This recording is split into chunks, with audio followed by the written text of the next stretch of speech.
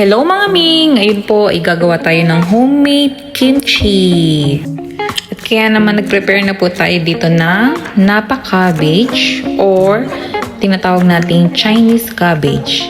Pero syempre mga mi, kailangan niya hugasan ng malala ha, bago natin hiwa-hiwain, okay?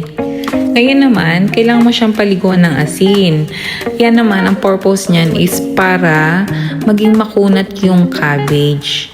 Yan, halu-haluin mo siya. Kailangan nating ibabad ng 3 to 4 hours. And then, pag naging makunat na yung white na matigas, ayun, ibig sabihin, ready na siya. So, while babad, prepare tayo ng peras, luya, sibuyas, bawang, spring onion, radish, na ikakat natin ng ganyan, pahaba-haba.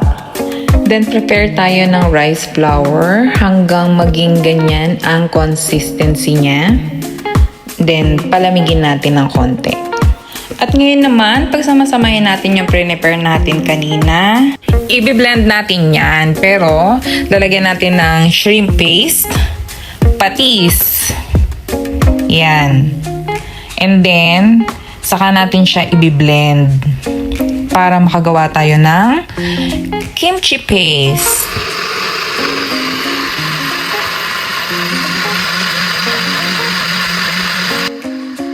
Then, after natin siyang ma-blend ng mabuti, ilalagay na natin yung niluto natin kaninang rice flour na pinalamig. Kasama yan dyan na imimix.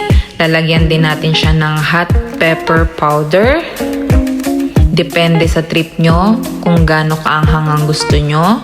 After natin maglagay niyan, i-mix lang natin siya ng i-mix. Ayan, halu-haluin lang natin mabuti hanggang sa mag-blend siya. And then, lalagyan din natin siya ng gochujang. Isa to sa nakakapagpadagdag ng color niya. Parang red-orange. At saka maanghang din siya, spicy din siya. So, depende na rin sa inyo kung gaano kaanghang yung trip nyong ilagay. Okay yan, ready na yung kimchi paste. So, pwede na natin i-mix ngayon yung ating prepare na vegetable, yung radish, yung spring onion. At saka natin siya i-mix ulit ng walang humpay.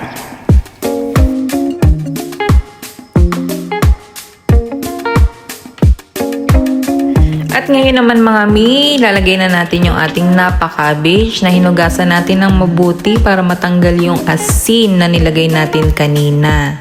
Siguro mga 3-4 na beses natin siyang hinugasan.